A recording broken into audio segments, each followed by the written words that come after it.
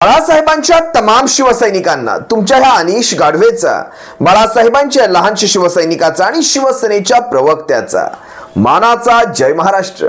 काल मुंबई तक या वाहिनीवर किरीट सोमय्याची एक चावडी मुलाखत झाली। आपण सर्वांनी कदाचित ती पाहिली असाल, कारण ज्या प्रकारे साहिल जोशी किंवा अभिजित कारंडे असतील, अनुजा धाकरस असेल, ही जी सर्व त्यांची टीम होती, मुंबई तक या वाहिनीची टीम, या वाहिनीने ज्या प्रकारचे प्रश्न किरीट सोमय्यांना तिथे लाईव्ह विचारले, त्या सर्वांसाठी या वाहिनीच्या त्या संपादकांसह या साऱ्या पत्रकारांचे मनापासून आभार मानतो आणि त्यांना एक मानाचा जय महाराष्ट्र नक्कीच करतो।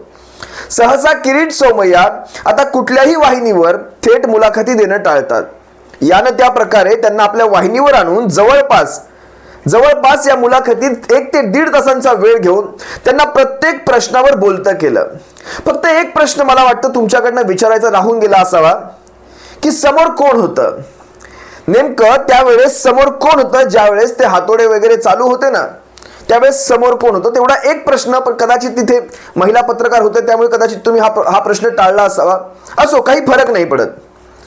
पण लक्षात घ्या, ह्या किरीट सोमय्याला अजिबात जनाची आणि मनाची राहिलेली नाही, कारण अशा प्रकारचे प्रश्न विचारले जात असताना देखील हा माणूस, तुम्ही कशा प्रकारे हसत होतात। आजच सकाळी आपला देखील एक व्हिडिओ पडलाय, जवळपास 1 ते 1.5 तासांचा त्यांचा हा सर्व मुलाखतींचा हे जे सारे क्षण होते, मी त्याला 8 ते 9 मिनिटात त्याला वर्ग करून तुम्हा सर्वांसमोर मी आपल्या माध्यमावर टाकलेले आहेत। जर तुम्ही कोणी पाहिले नसतील तर नक्की पाहून घ्या। नेमके किरीट सोमय्यांनी काय उत्तरं दिलीत यांच्या सगळ्यांच्या प्रश्नांवर। प्रश्न अतिशय सुरेख विचारले गेले होते। मी कुठेही म्हणणार नाही की आताताई प्रश्न होते की व्यवहाराच्या बाहेरचे प्रश्न होते, जे विचारायचे पाहिजे होते ते प्रश्न विचारले गेले नाहीत। सारे बॅलन्स प्रश्न होते। ज्या मुलाखतीत जशा प्रकारचे प्रश्न विचारायला हवे होते सारे प्रश्न विचारले गेले होते। 100 पैकी 102 मार्क, काही फरक पडत नाही। मी तुम्हाला त्यातला एक व्हिडिओ दाखवतो, अतिशय एक लहानशी क्लिप दाखवतो। ह्या क्लिपमध्ये ते जे कोणी पत्रकार असतील, मला त्यांचं नाव आठवत नाही, पण त्या पत्रकारांनी किरीट सोमय्यांना त्यांच्या एनर्जी विषयी, त्यांच्या आतल्या ऊर्जेविषयी त्यांनी हेही सांगितलं की तुमचं वय 70 वर्ष आहे, हे असं आम्हाला विकिपीडियावर कळालं। या अशा वयामध्ये तुमच्याकडे ते हातोडे उचलण्याची ताकद किंवा तुमच्या चेहऱ्यावरती जी चकाकी असते, लाली असते, किंवा तुमच्यामध्ये ती ऊर्जा कुठून येते, सकारात्मक एवढी ऊर्जा कशी येते तुमच्यामध्ये, हे सगळं करण्यासाठी आता त्या पत्रकाराला नेमकं काय सुचवायचं होतं हे तुम्हालाही माहितीये, पण ह्या भामट्यांना ते कळालं असेल तर वेगळंच। जरा ऐका, हा व्हिडिओ ऐका, मग तुम्हाला कळेल तो स्पष्टपणे कुठल्या विषयाला हात घालत होता हे तुम्हाला सगळ्यांना कळेल। आणि आजूबाजूचे पत्रकार ज्या प्रकारे हसत होते त्याही प्रकारे तुम्हाला कळेल की नेमकं त्याला कुठला विषय घ्यायचा होता। पण ठीक आहे, यांनी उत्तर काहीसं भलतंच दिलं। पहा जरा हा व्हिडिओ। आणि ज्या पद्धतीनं तुम्ही कागद किंवा डॉक्युमेंट हातात घेऊन एकीकडं बोलत असता, त्याच पद्धतीनं तुम्ही हातोडा घेऊन दुसरीकडं फील्डवर पण जाता आणि जबरदस्त पद्धतीनं भल्या लोकांना, म्हणजे ठाकरे असतील, पवार असतील, या लोकांना अंगावर घेता। आता मी विकिपीडियावरती तुमचं वय सर्च केलं, 70 वर्ष वय आहे तुमचं। या एवढं तर नको ठोकू यार। नाही खरंच आहे। अरे हातोडा त्याच्यावर नाही, त्याच्या रिसोर्टवर ठोकला। या माझा हातोडा घेऊन मार। नाही आणि तुमचा फ्रेशनेस या वयातला आणि एवढं सगळी ताकद, तर ही एनर्जी नेमकी येते कुठून या वयामध्ये? ठरवून शेवटच्या प्रश्नाचा होता, शेवटचा प्रश्न नाही माझा। आणि त्यानंतर पुढचा प्रश्न घेतला अभिजित कारंडेंनी। मगाचा प्रश्न तुम्ही सर्वांनी ऐकलात, कशा प्रकारे वळवून त्या व्हिडिओज विषयीचा प्रश्न त्या पत्रकाराने विचारला आणि कोणाला कळालं देखील नाही।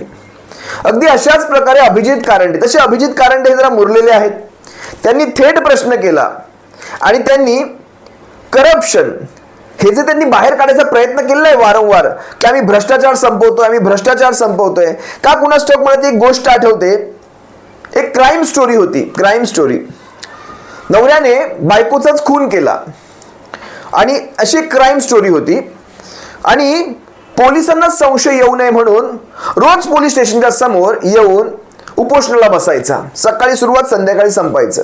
रोज यायचा पोलीस स्टेशनमध्ये, म्हणजे माझ्यावर कुणावर तरी आळ जाऊ नये किंवा माझ्यावर पोलिसांची ती नजरेचा रोख येऊ नये, त्यासाठी रोज पोलीस स्टेशन समोर येऊन उपोषणाला बसायचा। अगदी तसंच चाललंय इकडे।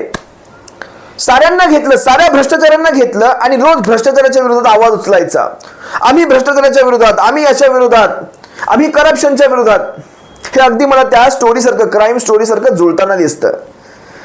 हा अभिजित कारंडेंचा तुम्ही एक व्हिडिओ पहा, कशा प्रकारे अगदी मार्मिक शब्दात त्यांनी किरीट सोमय्यांना झापलंय. काय म्हणतात माहितीये, ज्या दिवशी तुम्ही ज्या नेत्याचं नाव घेता, आमच्या नजरेत त्या नेत्यासाठी ती एक भारतीय जनता पक्षाची निमंत्रण पत्रिकाच दिसते. जरा ऐका अभिजित कारंडे नेमकं काय म्हणालेत पहा. पण ज्यावेळेला तुम्ही एखाद्याचं नाव घेता त्यावेळेला आता असं समजलं जातं की ती भाजपची निमंत्रण पत्रिका आहे, म्हणून मी नाव घेणं बंद केलं.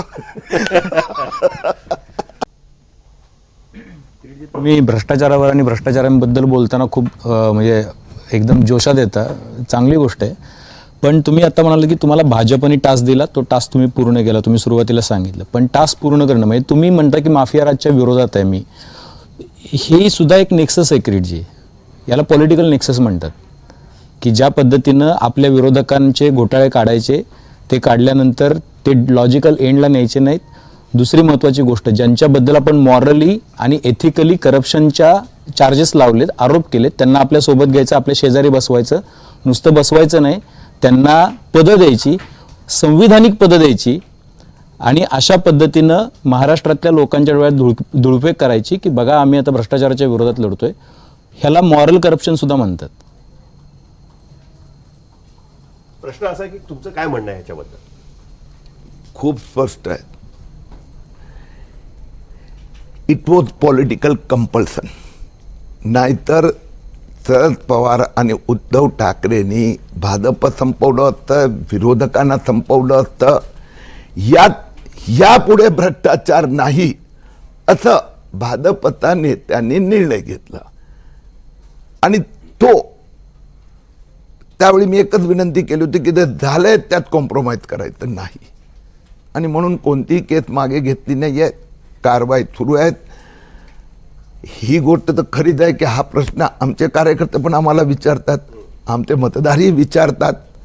आणि त्याचं उत्तर एवढंच आहे की राजकारणात लेसर इव्हिल, नाहीतर काय झालं असतं, नाहीतर झालं हे असतं की महाराष्ट्रात त्या तिघांचं राज्य चालू राहिलं असतं, त्यांनी भाजप आणि विरोधी पक्षला खतम केलं असतं, जेलमध्ये टाकले असते, महाराष्ट्राचा विकासच थांबला असता. एकच सेकंद होतं, म्हणजे ज्यांनी ऍक्च्युअली जेलमध्ये जायला पाहिजे होतं त्यांना तुम्ही संविधानिक पदावर बसवलं.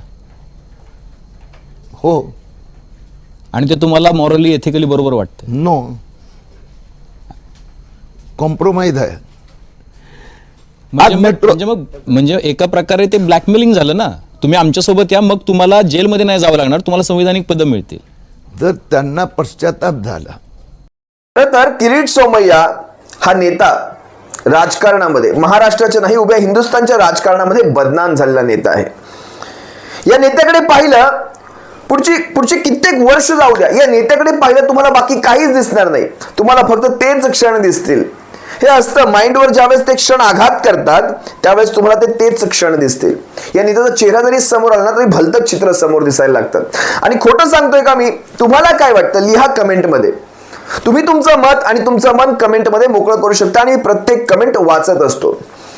आता पहा, या किरीट सोमय्यांचं मुळात नेमकं मातोश्री विषयी किंवा शिवसेनेविषयी राग कुठून आलेला आहे पहा. 2014 मध्ये शिवसेना भारतीय जनता पक्षाची युती तुटली आणि ह्याला वाटलं आता आपलं रान मोकळं झालेलं आहे. खरं पाहायला गेलं तर राजकारणामध्ये अशा प्रकारचं द्वंद्व घेतलं जात नाही, अशा प्रकारचं शत्रुत्व घेतलं जात नाही ज्या पक्षांसोबत तुम्ही इतकी वर्ष मैत्रीचा काळ काढलेला असतो. ह्या माणसाने कसं केलं, किरीट सोमय्याने थेट टीका केल्या. बरं कसं असतं, पहिल्या दुसऱ्या फळीवर टीका करणं किंवा तिसऱ्या फळीपर्यंत टीका करणं तोपर्यंत ठीक आहे, तुम्ही थेट मातोश्रीपर्यंत आरोप केले गेले तुमच्याकडनं. आणि तुमच्याकडनं कुठल्याही आरोपाला तशा प्रकारचे रेफरन्सेस, फॅक्ट्स, डॉक्युमेंट्स, एव्हिडन्स कुठेही लावले गेले नाहीत. तुमचा कुठलाही मातोश्रीवर केला गेलेला आरोप आजतागायत कधी सिद्ध झाला नाही. चीड असणार, शिवसैनिकांच्या मनामध्ये चीड असणार. आणि नेमकं ह्या माणसाचं नुकसान कुठे झालं बघा. 2014 मध्ये युती तुटली, पण 2019 मध्ये नाक घासत घासत अमित शहा आणि देवेंद्र फडणवीस मातोश्रीवर गेले. आणि बळी कुणाचा गेला हे लक्षात घ्या. मला काय सुचवायचंय, बळी गेला तो ह्या माणसाचा. कारण 2019 मध्ये ह्याचं नाव खासदारकीच्या शर्यतीत होतं. जो ईशान्य मुंबईचा भाग आहे, मुंबईमधनं ईशान्य मुंबईचा खासदारकीचा मतदारसंघ आहे, तिथून याचं नाव चर्चेत होतं. कारण एक टर्मची खासदारकी त्यांनी मला वाटतं मागे काहीतरी त्यांची खासदारकी झाली असावी. आता झालं असं, जसं ह्यांचं नाव येणार हे कळाल्यानंतर शिवसैनिक आक्रमक झाले. कारण ह्या माणसाने ज्या प्रकारची शिवसेनेवर टीका केली, अगदी माफियापासून काय काय शब्द वापरायला ह्यांनी सुरुवात केली, शिवसैनिकांनी आयता तावडीत घेतला ह्याला. आणि अशा ठिकाणी शिवसैनिक मागे पुढे बघत नाहीत बरं का. आणि हा शिवसेना पक्ष आहे, हे काही शिंदे टोळी वगैरे पक्ष नाही की जाहीर झालेल्या उमेदवारांची नावं बदलून घ्यायची. भारतीय जनता पक्षाने सांगितलं तर सगळेचे सगळे उमेदवार बदलले जातील, इथपर्यंत ह्यांची परिस्थिती. शिवसेना असा पक्ष आहे जो भारतीय जनता पक्षाचा उमेदवार बदलतो. तुम्हाला उदाहरण देतो, अगदी नारायण राणेचंच घ्या ना तुम्ही.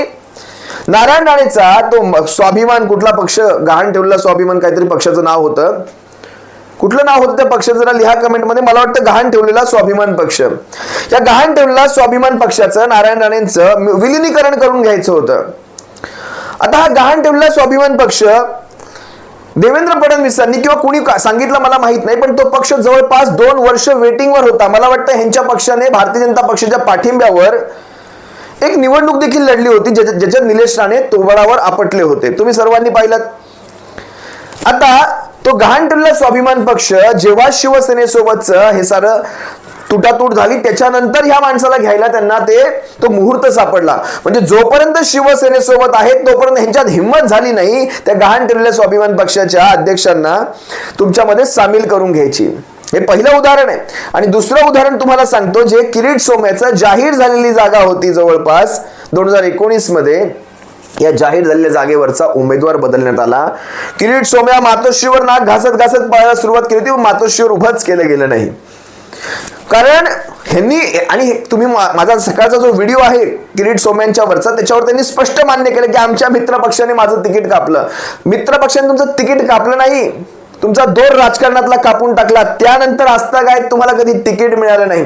भले आम्ही सोबत असो, आम्ही सोबत नसो, तुमचं तिकीट आम्ही नाही, तुमच्या पक्षातल्यांनीच किती जणांनी कापलंय आणि तुमचे कुणी कुणी काय काय प्रसिद्ध केले ह्याचा तुम्ही वैयक्तिक काहीतरी शोध घ्या. हे जे खुनशी राजकारण तुम्ही केलं, एखाद्याच्या परिवारापर्यंत पोहोचायचं राजकारण केलं, आज तुमच्या कुठपर्यंत पोहोचलं ते जरा पहा. उभ्या जगाने ते हातोडे पाहिले, हे लक्षात घ्या. मातोश्रीवरनं ज्यावेळेस आदेश आला की ह्याला तिकीट देणार, तुम्ही दिलात तर आमच्याकडनं सहकार्य अपेक्षित नाही, अपेक्षा ठेवूच नका कुठल्याही सहकार्याची.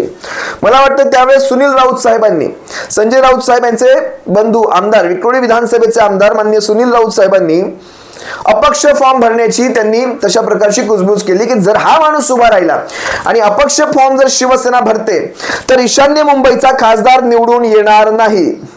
हे अतिशय सुस्पष्ट आहे. कारण ईशान्य मुंबईमध्ये शिवसेनेचे 3 आमदार होते, 3 भारतीय जनता पक्षाचे, किंवा दोन शिवसेनेचे, 3 भारतीय जनता पक्षाचे आणि 1 समाजवादी पक्षाचे, अबू असीम आझमी मानखुर्दवरनं मला आठवत आहे.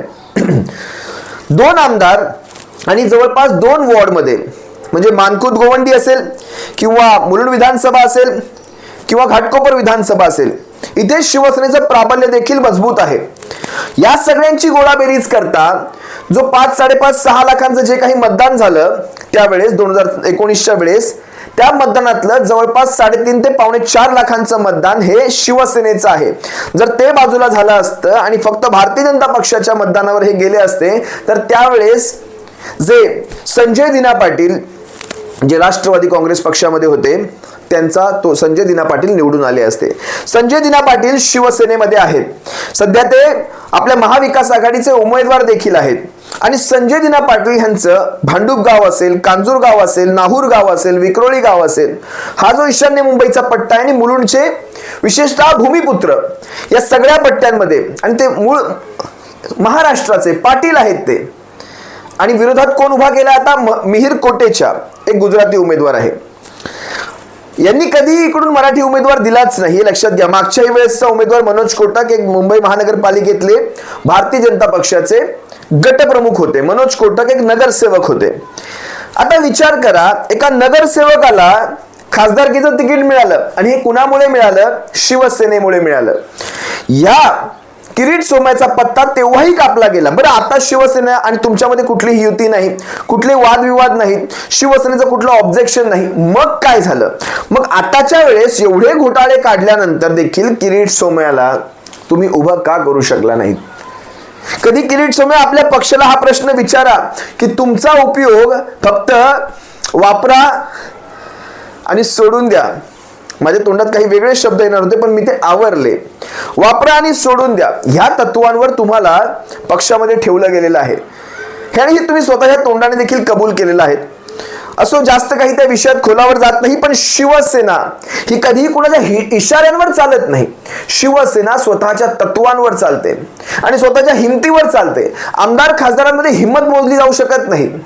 हिंमत मोजली जाते ती तुमच्या दूरदृष्टीमध्ये. तुम्ही काय म्हणता, तुम्ही स्वतःच्या शब्दाला किती किंमत देता, या सगळ्या गोष्टींमध्ये हिंमत मोजली जाते. आणि तुम्ही तुमच्या कार्यकर्त्यांच्या पाठीशी कसे उभे राहता. आणि शिवसेनेचा हात या सगळ्या विषयात कोणी धरू शकत नाही, हे देखील तितकंच सत्य. आज ज्या वेळेस 2019चा काळ मी तुम्हाला सांगतो, 2019 मध्ये यांची चिडचिड काय शिवसेनेविषयी. ज्या वेळेस पुन्हा एकदा युती झाली, मला वाटतं वरळीमध्ये ती प्रेस कॉन्फरन्स घेण्यात येणार होती, ज्याच्यामध्ये शिवसेनेचे पक्ष प्रमुख किंवा देवेंद्र फडणवीस हे सारे असणार होते. हे हलत डुलत नाचत गात किरीट सोमय्या तिथे पोहोचले त्या वरळीच्या प्रेस कॉन्फरन्समध्ये, ज्यांनी जवळपास गेली 5 वर्ष 14 ते 19 पर्यंतचा काळ शिवसेनेवर टीकाच टीका, म्हणजे त्याही वेळेस सरकारत असताना देखील टीका करत सुटले होते. त्या माणसाला तिथून हाकलून देण्यात आलं. हे लक्षात घ्या. यांची काय एवढी चिडचिड आहे शिवसेनेविषयी, काय यांच्या मनामध्ये मळमळ आहे शिवसेनेविषयी, तुम्हाला इथे कळेल. यांना हकलून देण्यात आलं आणि त्यानंतर कुठल्याही कॉन्व्हर्सेशन मध्ये, कुठल्याही कम्युनिकेशन मध्ये, कुठल्याही वार्तालापांमध्ये, कुठल्याही चर्चासत्रांमध्ये या किरीट सोमय्याला शिवसेनेसोबत कधीही आपण पाहिलं नाही. कारण ह्या माणसाचा शिवसेने अशा प्रकारे डख धरलाय की हा दिसेल. कारण तुम्ही पाहिला असाल, याला मुलुंडमध्ये देखील तुडवलेलं आहे शिवसैनिकांनी आणि विशेषतः महिला भगिनींनी. मुलुंडमध्ये देखील तुडवलेलं आहे. याने बऱ्याच ठिकाणी शिवसैनिकांचा महाप्रसाद महाभोजनाचा लाभ घेतलेला आहे. बऱ्याच ठिकाणी, अगदी काल परवा त्याचं ते प्रकरण घडलं हातोड्यांचं, त्यावेळेस त्याच्या घरासमोर शिवसैनिकांनी लिहिलं होतं भाग सोमय्या भाग, अशा प्रकारचं हे सारं वातावरण. त्यामुळे ह्याच्याविषयी शिवसैनिकांच्या मनात काय वातावरण आहे भारतीय जनता पक्षाचं वरिष्ठ नेतृत्व देखील जाणतं. आणि ह्या माणसाने शिवसेनेवर आरोप करून, विशेषतः पहिल्या नाही तर शिवसेनेच्या त्या मातोश्रीपर्यंत पोहोचून आपलं आयुष्यभराचं राजकारण संपवलं. हे देखील मी तुम्हाला आजच सांगतो. तुर्तास तुम्हा सर्वांची रजा घेतो. पहा, या गद्दारांच्या ज्या याद्या जाहीर होत आहेत, 5, 6, 7 याद्या, त्याच्यात सगळे कसे अपक्ष उभे राहू लागले याचा विचार करा. आणि का शिवसेना या महाराष्ट्रात महत्वाची आहे याचा देखील विचार करा. मी मागे तुम्हाला बुलढाण्याची जागा सांगितली, कसा अपक्ष उभा राहिला. त्याच्यानंतर आज हिंगोलीमध्ये अपक्ष उभा केला गेला आहे, नाशिकमध्ये यांचा अपक्ष उभा राहिलेला आहे. म्हणजे ज्या ज्या जागा ह्यांना सुटणार आहेत सगळीकडे अपक्ष. तुम्ही समजूतदार आहात, तुम्ही सारे समजून घ्याल, तुम्ही सुज्ञ आहात. तुर्तास तुम्हा सर्वांची रजा घेतो. आणि ज्यांनी अजूनही आपलं शिवसेना एक वादळ हे सबस्क्राईब केलं नाही त्या सर्वांना विनंती, तुम्ही सर्वांनी शिवसेना एक वादळला लाखोंच्या संख्येने सबस्क्राईब करा. जय महाराष्ट्र.